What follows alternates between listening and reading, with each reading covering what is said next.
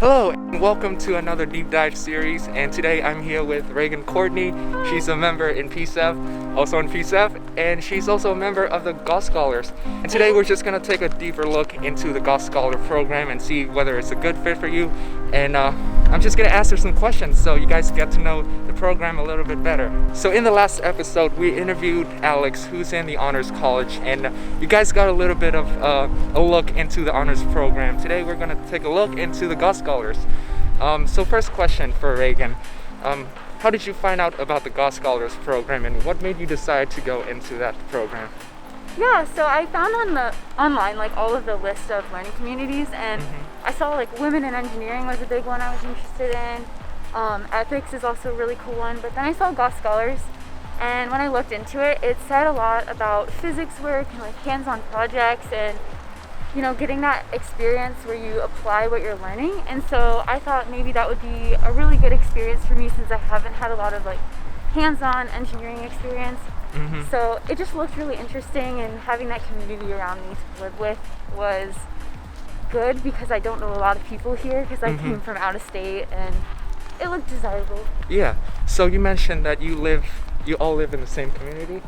Yes, so half of Goss Scholars, probably a little bit more than half, is honor students because they're automatically admitted into the Goss Scholars Learning Community.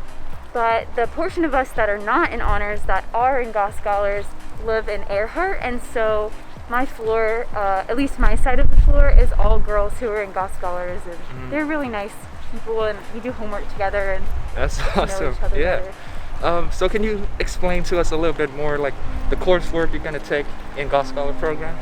Yeah, so you'll take Engineering 161 and 162, which sound scary because they are the honors coursework for FYE, the first year engineering program. But it's a lot of project work and physics learning, so they do lessons 3 times a week. And then on top of that, you're with a group of 4 people, and you do 3 projects throughout the semester that are physics-based, coding, design. It's really great experience to work with a team and get that experience with projects. That sounds amazing. So you've worked, until this point, you've worked around like 5 projects? I'm in the middle of my 5th one right now. Okay, gotcha. And like part of the way through the 6th ones. Okay. And I'm excited. You're almost there. Yep.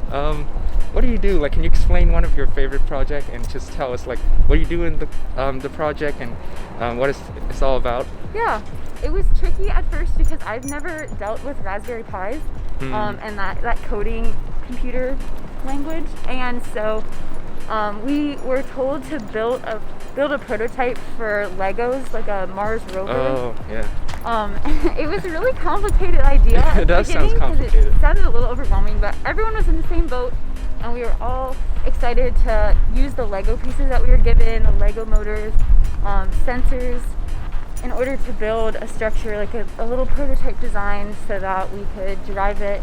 Took a long time. Yeah. But yeah, that sounds really fun, and I'm glad you had a great time with it. Okay, Reagan, and another question we're going to ask you is, what are some tips or advice for incoming students or prospective students looking into Goss Scholars?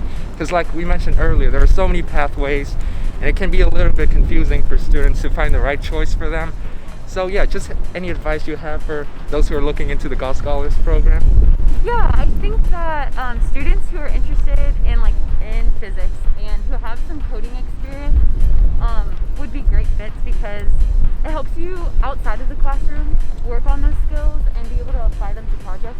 Yeah, so you say like it's much more hands-on and you get to be creative with your design. Yeah. Okay, that's awesome. And I think that's all we have time for today.